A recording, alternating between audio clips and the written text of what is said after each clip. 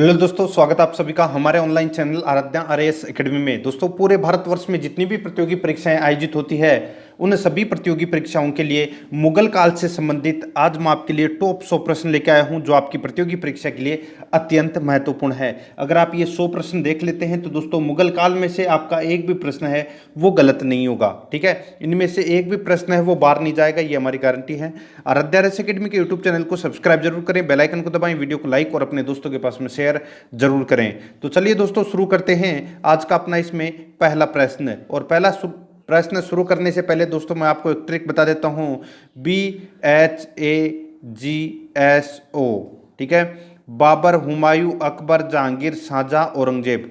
ठीक है, ये इसका कालक्रम की सही ट्रिक है, बाबर से लेके औरंगजेब तक। ठीक है, याद रखना, BHAGSO, बाबर, हुमायूं, अकबर, जहांगीर, शाहजहां, औरंगजेब। ठीक है, समझ में आ गया। अब देखिए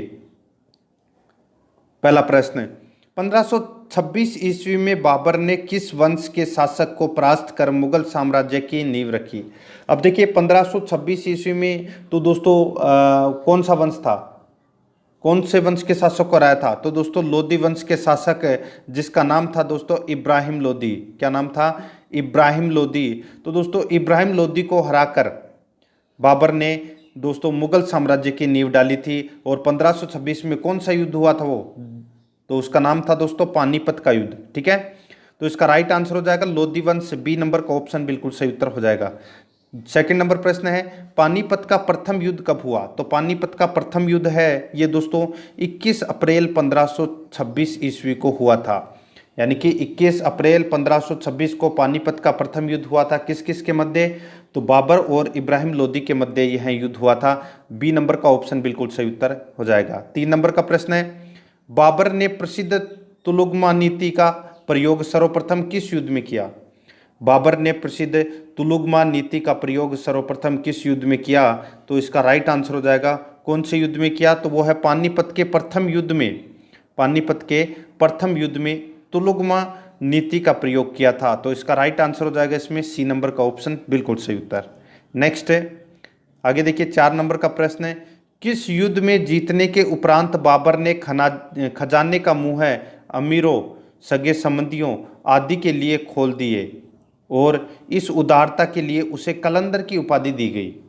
यानी कि कौन से युद्ध जीतने के बाद बाबर ने खजाने का मुंह है अमीरों, सगे संबंधियों आदि के लिए खोल दिए और इस उदारता के लिए उसे कलंदर की उपाधि दी गई?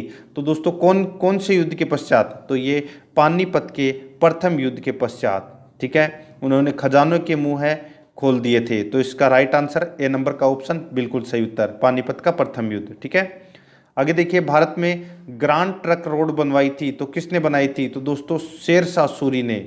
शेरशाह सूरी ने ग्रांड ट्रक रोड बनवाई थी। बी नंबर का ऑप्शन बिल्कुल सही उत्तर हो जाएगा।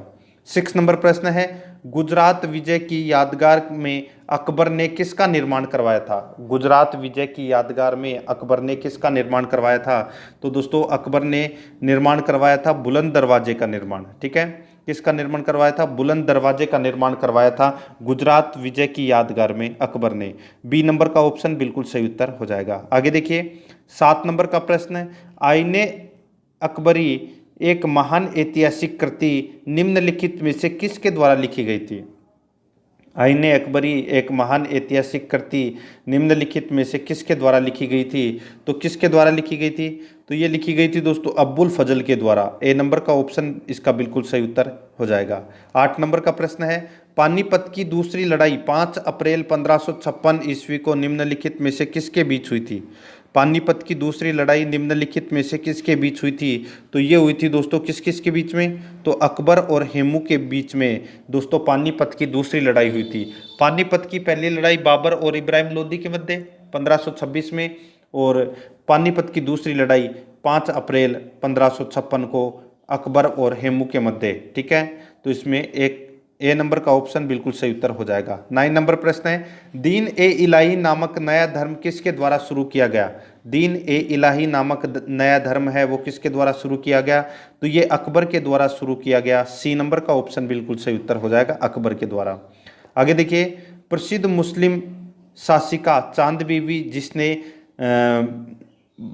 बरार को अकबर को सौंपा, निम्नलिखित में से किस राज्य से संबंधित थी? तो दोस्तों प्रसिद्ध मुस्लिम शासिका चांद बीबी जिसने बरार को अकबर को सौंपा, निम्नलिखित में से किस राज्य से संबंधित थी? तो ये कौन से राज्य से संबंधित थी?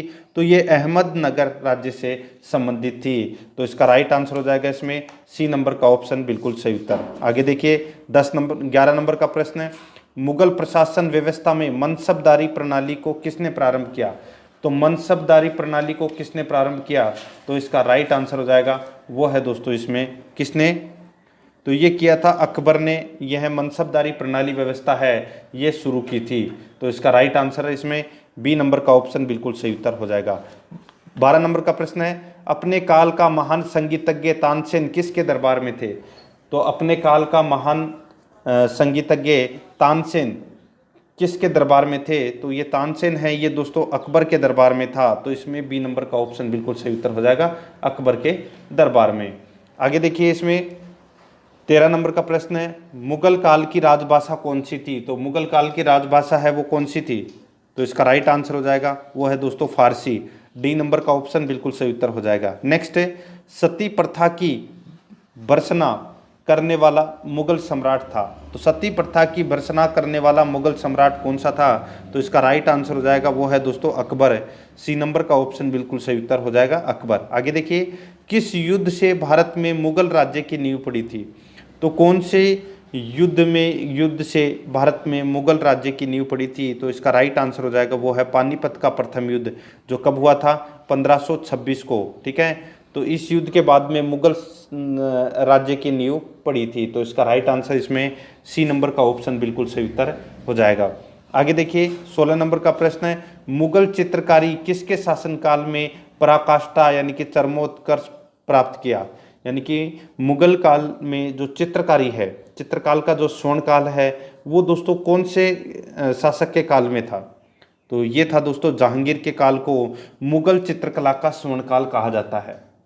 तो इसका राइट आंसर इसमें सी नंबर का ऑप्शन बिल्कुल सही उत्तर हो जाएगा। जहांगीर का शासनकाल है वो दोस्तों 1605 से लेके 1627 तक माना जाता है। ठीक है, आगे देखिए इसमें 17 नंबर प्रश्न है, निम्नलिखित में से किसने अकबर की जीवन कथा लिखी थी? निम्नलिखित में से किसने अकबर की जीवन कथा लिखी थी? तो इसका राइट आंसर हो जाएगा वो है दोस्तों अबुल फजल ने। ए नंबर का ऑप्शन बिल्कुल सही उत्तर हो जाएगा अबुल फजल। आगे देखिए 18 नंबर का प्रश्न है, किस मुगल शासक ने भारत की वनस्पतियों और प्राणी जगत, ऋतुओं और फलों का विशद विवरण अपनी दैनंदिनी डायरी में लिखा था? तो दोस्तों किस मुगल शासक ने भारत की वनस्पतियों और प्राणी जगत, ऋतुओं और फलों का विशद विवरण अपनी दैनंदिनी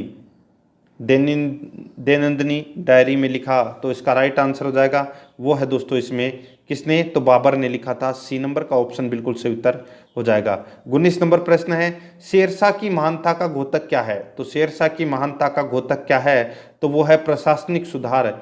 सी नंबर का ऑप्शन बिल्कुल सही उत्तर हो जाएगा प्रशासनिक सुधार। आगे देखिए 20 नंबर प्रश्न है, हुमायूं नामा किसने लिखा था? तो हुमायूं नामा है वो दोस्तों गुलबदन बेगम ने। हुमायूं नामा है ये दोस्तों किसने लिखा था? तो ये गुलबदन बेगम ने लिखा था, और ये हुमायूं की सौतेली बहन थी गुलबदन बेगम। ठीक है, इसने हुमायूं नामा की रचना की थी। तो इसमें ए नंबर का ऑप्शन बिल्कुल सही उत्तर हो जाएगा। आगे देखिए इसमें 21 नंबर का प्रश्न है, अकबर के शासन में महाभारत का फारसी में अनुवाद किया गया था, वह किस नाम से जाना जाता है? तो दोस्तों किस नाम से जाना जाता है? तो इसका राइट आंसर हो जाएगा वो है दोस्तों देखिए रज्मनामा। किस नाम से? रज्मनामा के नाम से जाना जाता है महाभारत का फारसी भाषा में अनुवाद। ठीक है, तो इसमें बी नंबर का ऑप्शन बिल्कुल सही उत्तर हो जाएगा। 22 नंबर प्रश्न है, किस मुगल सम्राट ने सैयद भाइयों की यानी कि किस मुगल सम्राट ने सैयद भाइयों को मार गिराया? तो इसका राइट आंसर हो जाएगा वो है दोस्तों मोहम्मद शाह। ठीक है, मोहम्मद शाह ने दोस्तों सैयद भाइयों की हत्या की थी। तो इसमें डी नंबर का ऑप्शन बिल्कुल सही उत्तर हो जाएगा। आगे देखिए इसमें 23 नंबर प्रश्न है, निम्नलिखित में से कौन अंतिम मुगल सम्राट थे? तो मुगल सम्राट अंतिम कौन थे? तो इसका राइट आंसर क्या हो जाएगा? तो दोस्तों इसका बिल्कुल सही उत्तर हो जाएगा, वो है अंतिम मुगल सम्राट थे बहादुर शाह सेकंड। ठीक है, कौन थे? बहादुर शाह सेकंड। तो इसका राइट आंसर हो जाएगा इसमें सी नंबर का ऑप्शन बिल्कुल सही उत्तर हो जाएगा।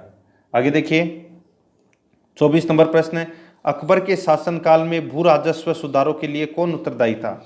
अकबर के शासनकाल में भू राजस्व सुधारों के लिए कौन उत्तरदायी था? तो वो था दोस्तों टोडरमल। बी नंबर का ऑप्शन बिल्कुल सही उत्तर हो जाएगा, टोडरमल। 25 नंबर प्रश्न है, अकबर द्वारा बनवाए गए उपासना भवन या पूजा गृह को क्या नाम दिया गया था? तो देखिए अकबर द्वारा बनवाए गए उपासना भवन या पूजा गृह का क्या नाम था? तो इसका राइट आंसर हो जाएगा, वो है दोस्तों इसमें इबादत खाना। सी नंबर का ऑप्शन बिल्कुल सही उत्तर हो जाएगा, इबादत खाना। C number option right answer. आगे देखिए सुप्रसिद्ध संगीतज्ञ व तानसेन और बैजू बावरा किसके शासनकाल में सुविख्यात थे? तो यहाँ पे प्रसिद्ध संगीतज्ञ तानसेन और बैजू बावरा किसके शासनकाल में सुविख्यात थे? तो इसका राइट आंसर क्या हो जाएगा? वो है दोस्तों इसमें अकबर। तो इसमें सी नंबर का ऑप्शन बिल्कुल सही उत्तर हो जाएगा। आगे देखिए रामचरितमानस के लेखक तुलसीदास किसके शासनकाल से संबंधित थे?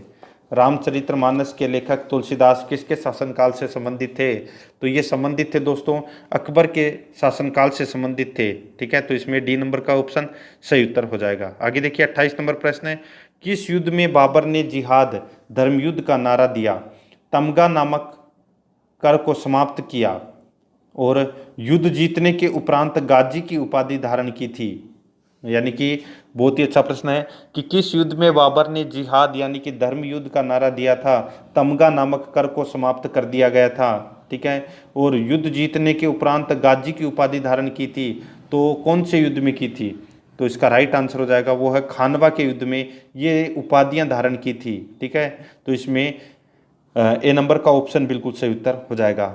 29 नंबर प्रश्न है, इसमें देखिए मुबैयान नामक पदे शैली के जन्मदाता बाबर ने अपनी आत्मकथा तुजू के बाबरी किस भाषा में लिखी? तो दोस्तों बाबर ने अपनी आत्मकथा तुजू के बाबरी कौन सी भाषा में लिखी? तो ये दोस्तों तुर्की भाषा में लिखी थी। तो इसका राइट आंसर इसमें सी नंबर का ऑप्शन बिल्कुल सही उत्तर हो जाएगा। 30 नंबर प्रश्न है, बाबर मूल रूप से कहाँ का निवासी था? यानी कि दोस्तों बाबर मूल रूप से कहाँ का शासक था? तो इसका राइट आंसर हो जाएगा, देखिए इसका बिल्कुल सही उत्तर हो जाएगा, वो है बाबर फरगना का शासक था। कहाँ का? फरगना का। तो इसका राइट आंसर हो जाएगा इसमें ए नंबर का ऑप्शन बिल्कुल सही उत्तर हो जाएगा। देखिए बाबर का जो जन्म है वो 24 फरवरी 1483 ईस्वी को फरगना में हुआ था। ठीक है, यह आपको इसमें याद रखना है। आगे देखिए इसमें 31 नंबर प्रश्न है, बाबर को भारत पर आक्रमण करने के लिए आमंत्रित करने वालों में कौन शामिल नहीं था? यानी कि बाबर को भारत पर आक्रमण करने के लिए आमंत्रित करने वालों में से कौन शामिल नहीं था?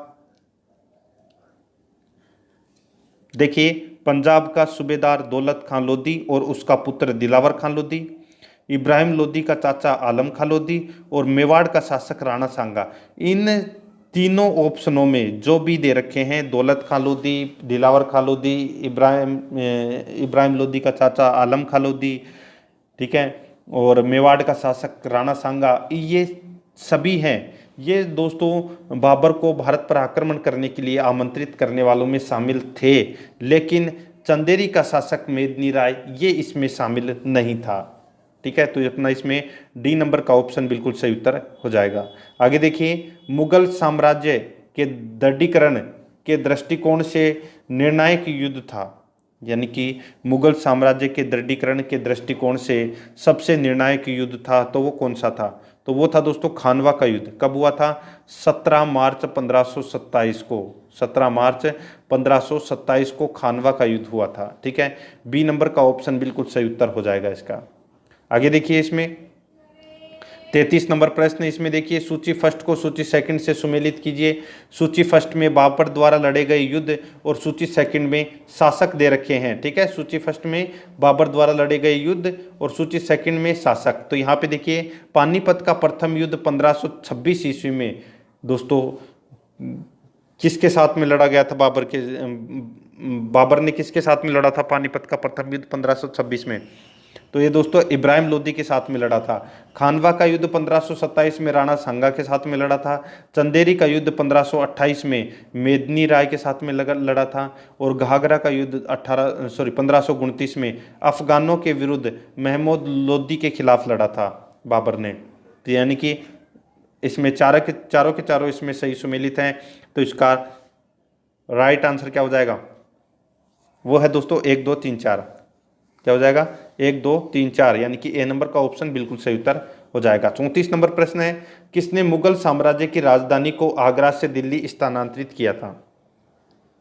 तो किसने मुगल साम्राज्य की राजधानी को आगरा से दिल्ली स्थानांतरित किया था? तो इसका राइट आंसर हो जाएगा वो है दोस्तों शाहजहां। डी नंबर का ऑप्शन बिल्कुल सही उत्तर हो जाएगा शाहजहां। आगे देखिए, अकबर के युवावस्था में उसका संरक्षक था। अकबर के युवावस्था में उसका संरक्षक था तो कौन था? तो दोस्तों वो था बैरम खान। ठीक है, कौन था? बैरम खान। तो इसमें डी नंबर का ऑप्शन बिल्कुल सही उत्तर हो जाएगा। आगे देखिए, निम्नलिखित में से किस स्थान पर नादिर शाह ने चढ़ाई नहीं की थी?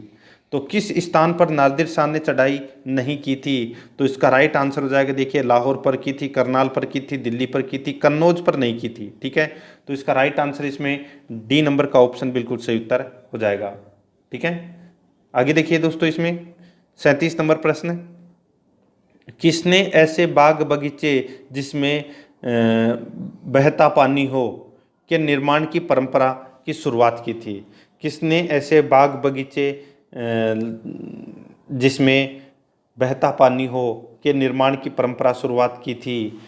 तो इसका राइट आंसर हो जाएगा वो है दोस्तों बाबर ने। ठीक है, तो इसमें ए नंबर का ऑप्शन बिल्कुल सही उत्तर हो जाएगा। 38 नंबर प्रश्न है, निम्नलिखित में से कौन सी आत्मकथा है? तो आत्मकथा है वो कौन सी है? तो वो है दोस्तों बाबरनामा, यानी कि तुजू के बाबरी। ठीक है, ये दोस्तों बाबर की आत्मकथा है। ठीक है, बाबर ने तुर्की भाषा में अपनी आत्मकथा तुजू की ए बाबरी यानी कि बाबरनामा लिखी थी। ठीक है, तो इसका राइट आंसर डी नंबर का ऑप्शन बिल्कुल सही उत्तर हो जाएगा। यहाँ पे देखिए कौन सा सुमेलित नहीं है, यहाँ पे देखिए हुमायूंनामा, यहाँ पे हुमायूं दे रखा है। तो दोस्तों मैंने भी आपको थोड़ी देर पहले बताया था कि हुमायूंनामा की रचना है वो हुमायूं की सौतेली बहन गुलबदन बेगम के द्वारा ये हुमायूंनामा की रचना की गई थी। ठीक है, तुजू के बाबरी ये बाबर के द्वारा रचित है।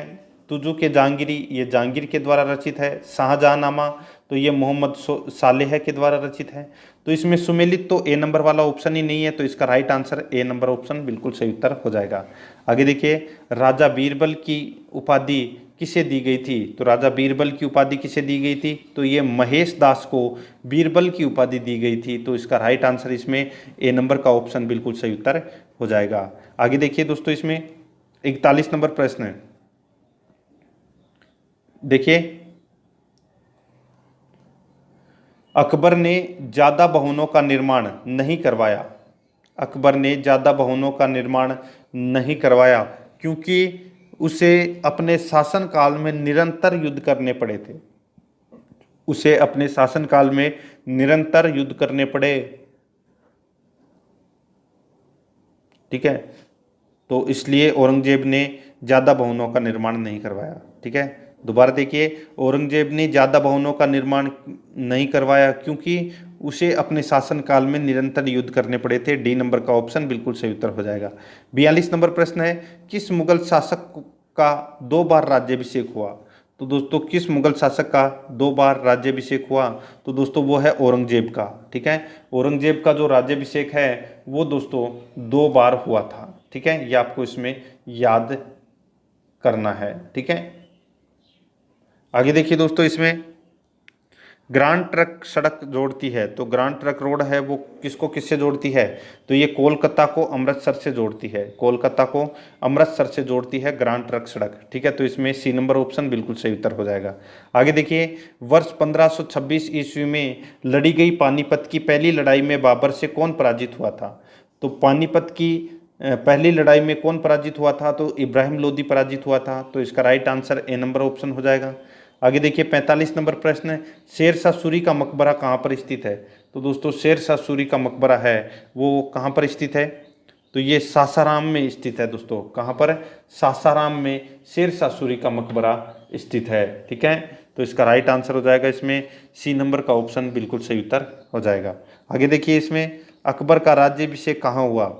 तो दोस्तों अकबर का राज्याभिषेक है वो कहाँ पर हुआ था? तो दोस्तों अकबर का राज्याभिषेक 1556 ईस्वी में पंजाब के कलानौर में हुआ था। कलानौर, ठीक है, याद रखना, कलानौर, पंजाब के कलानौर में हुआ था इसका अकबर का राज्याभिषेक। ठीक है, तो इसका राइट आंसर हो जाएगा इसमें ए नंबर का ऑप्शन बिल्कुल सही उत्तर हो जाएगा। नेक्स्ट है, गुरु अर्जुन देव किसके समकालीन थे? तो गुरु अर्जुन देव है वो किसके समकालीन थे? तो ये जहांगीर के समकालीन थे। तो इसमें बी नंबर का ऑप्शन बिल्कुल सही उत्तर हो जाएगा, जहांगीर के समकालीन। ठीक है, और ये सिखों के दोस्तों 5वें गुरु थे। और दोस्तों शहजादे खुसरो की सहायता करने के कारण दोस्तों जहांगीर ने इनको फांसी पर लटका दिया था, गुरु अर्जुन देव को। ये सिखों के कौन से गुरु थे? 5वें गुरु थे। ठीक है, आगे देखिए, किस राजपूत वंश ने अकबर के सामने समर्पण नहीं किया? तो किस राजपूत वंश ने अकबर के सामने समर्पण नहीं किया? तो वो है दोस्तों, इसका राइट आंसर हो जाएगा सिसोदिया वंश।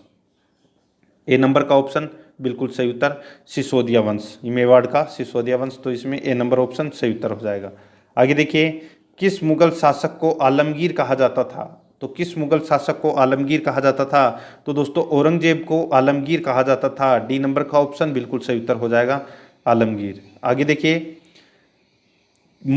सम्राट अकबर द्वारा किसको जरी कलम की उपाधि से अलंकृत किया गया था? सम्राट अकबर द्वारा किसको जरी कलम की उपाधि से अलंकृत किया गया था? तो इसका राइट आंसर हो जाएगा, वो है दोस्तों मोहम्मद हुसैन। मोहम्मद हुसैन को जरी कलम की उपाधि से अलंकृत किया गया था। ए नंबर का ऑप्शन बिल्कुल सही उत्तर हो जाएगा। आगे देखिए, 51 नंबर प्रश्न है, बाबर ने पहली बार पश्चिम से कहाँ होकर भारत में प्रवेश किया था? तो दोस्तों बाबर ने भारत में प्रवेश कहाँ से किया था? तो दोस्तों पंजाब से प्रवेश किया था। ठीक है, तो इसमें सी नंबर का ऑप्शन बिल्कुल सही उत्तर हो जाएगा, पंजाब। आगे देखिए, इसमें हल्दी घाटी का युद्ध कब लड़ा गया? तो दोस्तों हल्दी घाटी का युद्ध है ये कब लड़ा गया? तो 1576 में ये हल्दी घाटी का युद्ध लड़ा गया था। तो इसमें बी नंबर का ऑप्शन सही उत्तर हो जाएगा। आगे देखिए, फैजी निम्नलिखित में से किसके दरबार में रहा? फैजी निम्नलिखित में से किसके दरबार में रहा? तो इसका राइट आंसर हो जाएगा, वो है अकबर के दरबार में रहा था फैजी।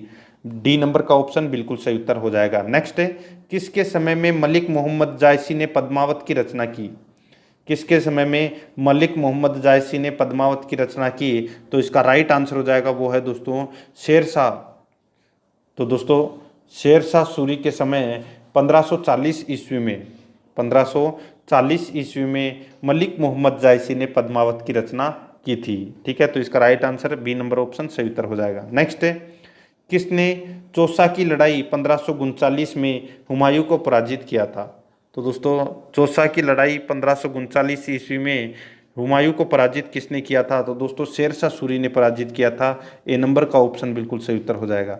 आगे देखिए, हुमायूं का मकबरा कहाँ है? तो दोस्तों हुमायूं का मकबरा है वो कहाँ पर है? तो ये दिल्ली में है हुमायूं का मकबरा। ए नंबर का ऑप्शन बिल्कुल सही उत्तर हो जाएगा। आगे देखिए, किस मुगल शासक ने 2 बार शासन किया? तो किस मुगल शासक ने 2 बार शासन किया? तो ये किया था दोस्तों हुमायूं ने। ठीक है, बी नंबर का ऑप्शन सही उत्तर हो जाएगा। हुमायूं ने 1530 से लेके 1540 तक शासन किया एक बार, और दूसरी बार किया था दोस्तों 1555 से लेके 1556 तक। ठीक है, तो दोस्तों 1555 में एक युद्ध हुआ था जिसका नाम है सरहिंद का युद्ध। ठीक है, उसके सरहिंद का युद्ध जीतने के बाद में दोस्तों हुमायूं दोबारा शासक बना था 1555 में, और 1556 में दोस्तों हुमायूं की मृत्यु हो गई थी। ठीक है, तो इसका राइट आंसर इसमें बी नंबर का ऑप्शन बिल्कुल सही उत्तर। नेक्स्ट है, भारत में बीबी का मकबरा स्थित है। तो भारत में बीबी का मकबरा है वो दोस्तों कहाँ पर है? तो ये औरंगाबाद में है। सी नंबर का ऑप्शन बिल्कुल सही उत्तर हो जाएगा। आगे देखिए, फतेहपुर सीकरी स्थित लाल पत्थर से निर्मित शेख सलीम चिश्ती के मकबरे को किसने संगमरमर करवाया था? किसने संगमरमर का करवाया? यानी कि फतेहपुर सीकरी स्थित लाल पत्थर से निर्मित शेख सलीम चिश्ती के मकबरे को किसने संगमरमर का करवाया था? तो इसका राइट आंसर हो जाएगा वो है जहांगीर ने। बी नंबर का ऑप्शन बिल्कुल सही उत्तर हो जाएगा। आगे देखिए 60 नंबर प्रश्न है, किस मुगल शासक को पहले आगरा में दफनाया गया, बाद में उसकी एक अफगान विधवा शव को काबुल ले गई और वहां एक बाग में दफनाया? यानी कि किस मुगल शासक को पहले आगरा में दफनाया गया, बाद में उसकी एक अफगान विधवा शव को काबुल ले गई और वहाँ एक बाग में दफनाया? तो इसका राइट आंसर हो जाएगा वो है दोस्तों बाबर को। ठीक है, बाबर का शव लेके गई थी, तो इसका ए नंबर का ऑप्शन बिल्कुल सही उत्तर हो जाएगा। आगे देखिए दोस्तों, इसमें 61 नंबर प्रश्न है, किस मुगल शासक को उपवनों उद्यानों में अत्यंत अभिरुचि के कारण उपवनों का राजकुमार, मालियों का मुकुट कहा गया है? तो किसे कहा गया है ये? तो इसका राइट आंसर हो जाएगा दोस्तों वो है, किसे कहा गया है? तो इसका बिल्कुल सही उत्तर हो जाएगा दोस्तों, देखिए बाबर, हुमायूं, अकबर, शाहजहां। तो इसका राइट आंसर क्या हो जाएगा दोस्तों? तो देखिए इसका बिल्कुल सही उत्तर बाबर को कहा जाता है। ठीक है, तो इसका राइट आंसर क्या हो जाएगा? ए नंबर का ऑप्शन बिल्कुल सही उत्तर बाबर। ठीक है, आगे देखिए 62 नंबर प्रश्न है, कौन सा पहला मुगल शासक था जिसने कुषाण साम्राज्य के पतन के बाद भारतीय साम्राज्य में काबुल व कांधार को शामिल किया? कौन सा पहला मुगल शासक था जिसने कुषाण साम्राज्य के पतन के बाद भारतीय साम्राज्य में काबुल व कांधार को शामिल किया? तो इसका राइट आंसर हो जाएगा वो है दोस्तों बाबर। तो इसमें ए नंबर का ऑप्शन बिल्कुल सही उत्तर हो जाएगा बाबर। आगे देखिए 63 नंबर प्रश्न है, किस युद्ध को जीतने के बाद शेर शाह ने दिल्ली में अफगान सत्ता की स्थापना की? यानी कि किस युद्ध को जीतने के बाद शेर शाह ने दिल्ली में अफगान सत्ता की स्थापना की? तो इसका राइट आंसर हो जाएगा वो है दोस्तों बिलग्राम का युद्ध। ठीक है, बिलग्राम का युद्ध। तो इसमें ए नंबर का ऑप्शन बिल्कुल सही उत्तर हो जाएगा। आगे देखिए इसमें 64 नंबर प्रश्न है, निम्नलिखित भारतीय शासकों में से अकबर के समकालीन कौन था? तो अकबर के समकालीन है वो कौन था? तो इसका राइट आंसर हो जाएगा वो है रानी दुर्गावती। ठीक है, रानी दुर्गावती ये दोस्तों अकबर के समकालीन थी। तो इसका राइट आंसर हो जाएगा इसमें ए नंबर का ऑप्शन बिल्कुल सही उत्तर हो जाएगा। आगे देखिए 65 नंबर प्रश्न है, शाहजहां ने निम्नलिखित में से किस शहर में मोती मस्जिद बनवाई थी? तो शाहजहां ने कौन से शहर में मोती मस्जिद बनवाई थी? तो इसका राइट आंसर हो जाएगा आगरा में मोती मस्जिद बनवाई थी। सी नंबर का ऑप्शन बिल्कुल सही उत्तर हो जाएगा। आगे देखिए, किस मुगल बादशाह ने जजिया नामक कर पुनः लगाया? किस मुगल बादशाह ने जजिया नामक कर पुनः लगाया? तो इसका राइट आंसर हो जाएगा वो है दोस्तों औरंगजेब ने। ठीक है, औरंगजेब ने दोस्तों जजिया नामक कर है वो पुनः लगा दिया था। ठीक है, तो इसका राइट आंसर इसमें सी नंबर का ऑप्शन बिल्कुल सही उत्तर हो जाएगा। ठीक है, याद रखना जजिया कर है वो किसने लगाया था? तो ये लगाया था औरंगजेब ने। ठीक है, तो इसका बिल्कुल सही उत्तर सी नंबर ऑप्शन। नेक्स्ट है, अकबर के शासनकाल में अमल गुजार नामक अधिकारी का कार्य था। अकबर के शासनकाल में अमल गुजार नामक अधिकारी का कार्य था, तो वो कार्य कौन सा था? तो वो था दोस्तों भूमि राजस्व का मूल्यांकन और संग्रह करना। भूमि राजस्व का मूल्यांकन और संग्रह करना ये दोस्तों अमल गुजार नामक अधिकारी का कार्य था। बी नंबर का ऑप्शन बिल्कुल सही उत्तर हो जाएगा। 68 नंबर प्रश्न है, शिवाजी ने मुगलों को किस संधि के द्वारा किलों को हस्तांतरित किया था? यानी कि शिवाजी ने मुगलों को किस संधि के द्वारा किलों को हस्तांतरित किया था? तो इसका राइट आंसर हो जाएगा वो है दोस्तों इसमें पुरंदर की संधि के अंतर्गत। ठीक है, तो इसका राइट आंसर हो जाएगा सी नंबर का ऑप्शन बिल्कुल सही उत्तर हो जाएगा। नेक्स्ट है, किस वर्ष बैसाखी के दिन 13 अप्रैल को गुरु गोविंद सिंह ने खालसा पंथ की स्थापना की थी? तो दोस्तों कब की थी खालसा पंथ की स्थापना? तो 1699 में खालसा पंथ की स्थापना की थी। तो इसमें बी नंबर का ऑप्शन बिल्कुल सही उत्तर हो जाएगा। आगे देखिए, निम्न में से कौन सा मुगल बादशाह पहले तो अंग्रेजों का कैदी रहा, बाद में अपने यानी कि जीवन पर्यंत मराठों का पेंशन भोगी रहा?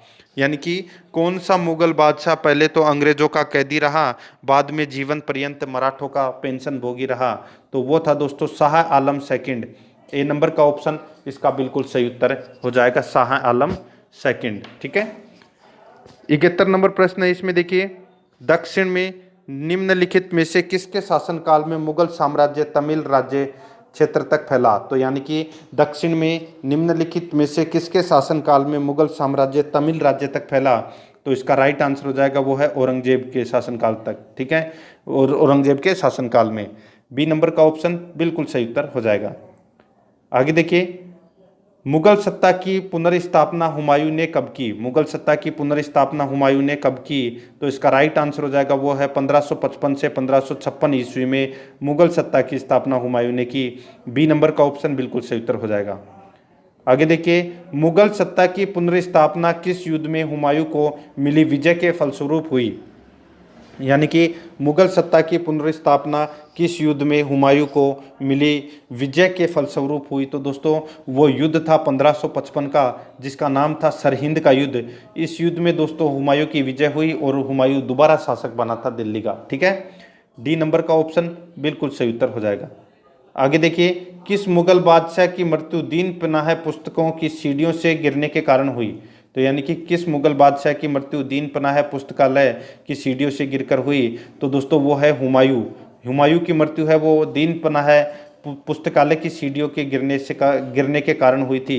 बी नंबर का ऑप्शन बिल्कुल सही उत्तर हो जाएगा। देखिए, ऐसा कहा जाता है कि जिंदगी भर हुमायूं है वो लड़खड़ाते रहा और लड़खड़ाते ही मर गया। ठीक है, तो इसमें बी नंबर का ऑप्शन बिल्कुल सही उत्तर हो जाएगा। 75 नंबर प्रश्न है, किस मुगल बादशाह के दुर्भाग्य पर व्यंग करते हुए लेनपुल ने कहा है कि वह जीवन भर ठोकरें खाता रहा और ठोकर खाकर ही उसके जीवन का अंत हो गया? तो मैंने अभी आपको बताया था, मुगल बादशाह के दुर्भाग्य पर व्यंग करते हुए लेनपुल ने कहा था कि वह जीवन भर ठोकरें खाता रहा और ठोकर खाकर ही उसके जीवन का अंत हो गया। तो ये दोस्तों किसके बारे में कहा है? तो ये बाबर के बारे में कहा है, सॉरी हुमायूं के बारे में। ठीक है, तो इसका राइट आंसर इसमें सी नंबर का ऑप्शन बिल्कुल सही उत्तर हो जाएगा, हुमायूं के बारे में। आगे देखिए, इसमें 76 नंबर प्रश्न है, मुगल शासन में मुहत्तसिव था। मुगल प्रशासन में मुहत्तसिव था, तो क्या था मुहत्तसिव? तो दोस्तों इसका राइट आंसर हो जाएगा वो है लोक आचरण का अधिकारी था, जिसका नाम था मुहत्तसिव। सी नंबर का ऑप्शन बिल्कुल सही उत्तर हो जाएगा। आगे देखिए, मुगल प्रशासन में मदद ए मास इंगित करता है। मुगल प्रशासन में मदद ए मास इंगित करता है, तो इसका राइट आंसर हो जाएगा वो है विद्वानों को दी जाने वाली राजस्व मुक्त अनुदत्त भूमि। विद्वानों को दी जाने वाली राजस्व मुक्त अनुदत्त भूमि, तो इसका राइट आंसर हो जाएगा इसमें ए नंबर का ऑप्शन बिल्कुल सही उत्तर हो जाएगा। आगे देखिए, दास्तान ए अमीर हमजा का चित्रांकन किसके द्वारा किया गया? दास्तान ए अमीर हमजा का चित्रांकन किसके द्वारा किया गया? तो ये किया गया दोस्तों अब्दुस समद के द्वारा किया गया। ए नंबर का ऑप्शन बिल्कुल सही उत्तर हो जाएगा। आगे देखिए, निम्नलिखित में से किस सुल्तान ने पहले हजरत ए आला की उपाधि अपनाई, बाद में सुल्तान की? यानी कि किस सुल्तान ने पहले हजरत ए आला की उपाधि अपनाई और बाद में सुल्तान की? तो इसका राइट आंसर हो जाएगा वो है शेरशाह सूरी ने। ठीक है, शेरशाह सूरी ने ये उपाधियां अपनाई थी, तो इसका सी नंबर ऑप्शन बिल्कुल सही उत्तर हो जाएगा। 80 नंबर प्रश्न है, निम्नलिखित में से किस मुगल बादशाह को वजीर गाजिउद्दीन ने दिल्ली में दाखिल नहीं होने दिया? तो निम्नलिखित में से किस मुगल बादशाह को वजीर गाजुद्दीन ने दिल्ली में दाखिल नहीं होने दिया? तो इसका राइट आंसर हो जाएगा वो है शाह आलम द्वितीय। ठीक है, तो बी नंबर का ऑप्शन इसका बिल्कुल सही उत्तर हो जाएगा, शाह आलम द्वितीय। ठीक है, आगे देखिए दोस्तों, इसमें 81 नंबर प्रश्न है, मनस्वी जो बाबर द्वारा मुस्लिम कानून के नियमों का संग्रह है। मनस्वी जो बाबर द्वारा मुस्लिम कानून के नियमों का संग्रह है, तो वो है दोस्तों कौन सा? तो मुबाइन। ए नंबर का ऑप्शन बिल्कुल सही उत्तर हो जाएगा, मुबाइन। आगे देखिए, औरंगजेब द्वारा चलाए जिहाद का अर्थ है। औरंगजेब द्वारा चलाए जिहाद का अर्थ है, तो वो अर्थ कौन सा है?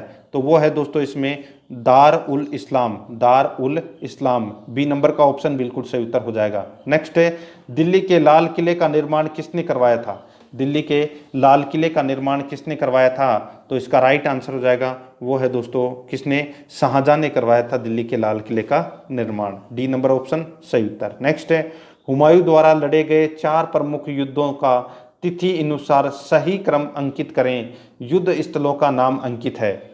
ठीक है, तो दोस्तों यहाँ पे हुमायूं द्वारा लड़े गए 4 प्रमुख युद्धों के बारे में अपने को बताना है, तिथि अनुसार अपने को इसमें बताना है। ठीक है, तो देखिए सबसे पहले हुमायूं ने युद्ध किया था दोस्तों कौन सा, तो देखिए सबसे पहले दोस्तों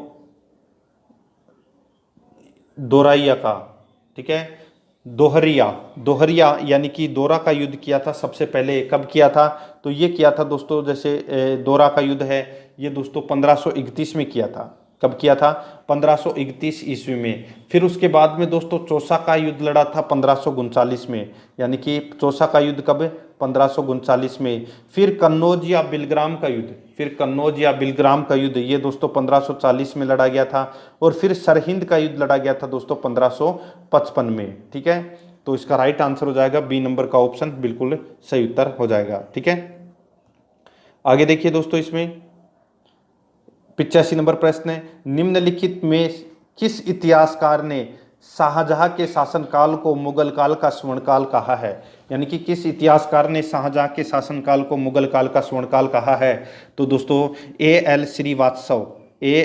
श्रीवास्तव ने दोस्तों मुगल काल का स्वर्णकाल कहा है। ठीक है, शाहजहां के काल को, तो इसका राइट आंसर हो जाएगा सी नंबर का ऑप्शन, बिल्कुल सही उत्तर हो जाएगा। नेक्स्ट है, पटना को प्रांतीय राजधानी बनाया था, तो पटना को प्रांतीय राजधानी बनाया था तो किसने बनाया था, तो शेरशाह ने बनाया था। ए नंबर का ऑप्शन बिल्कुल सही उत्तर हो जाएगा, शेरशाह सूरी। आगे देखिए, मयूर सिंहासन यानी कि तख्ते हाउस पर बैठने वाला अंतिम मुगल बादशाह कौन था। यानी कि मयूर सिंहासन यानी कि तख्ते हाउस पर बैठने वाला अंतिम मुगल बादशाह कौन था, तो दोस्तों उसका नाम था मोहम्मद शाह रंगीला। कौन था, मोहम्मद शाह रंगीला। बी नंबर ऑप्शन सही उत्तर हो जाएगा। आगे देखिए, पानीपत के युद्ध में बाबर की जीत का मुख्य कारण क्या था। पानीपत के युद्ध में बाबर की जीत का मुख्य कारण क्या था, तो इसका मुख्य कारण क्या था, तो वो है दोस्तों उसकी सैन्य कुशलता। बी नंबर का ऑप्शन बिल्कुल सही उत्तर हो जाएगा। आगे देखिए, जाननी प्रणाली किसकी उपज थी, तो ये उपज थी दोस्तों शेरशाह सूरी की, तो इसमें सी नंबर का ऑप्शन बिल्कुल सही उत्तर हो जाएगा। आगे देखिए, जवाबित का संबंध किससे था, तो जवाबित का संबंध है ये किससे था, तो ये राज्य कानून से संबंधित था जवाबित। ए नंबर का ऑप्शन इसका बिल्कुल सही उत्तर हो जाएगा। आगे देखिए, इसमें 91 नंबर प्रश्न है, ईरान के शाह और मुगल शासकों के बीच झगड़े की जड़ क्या थी।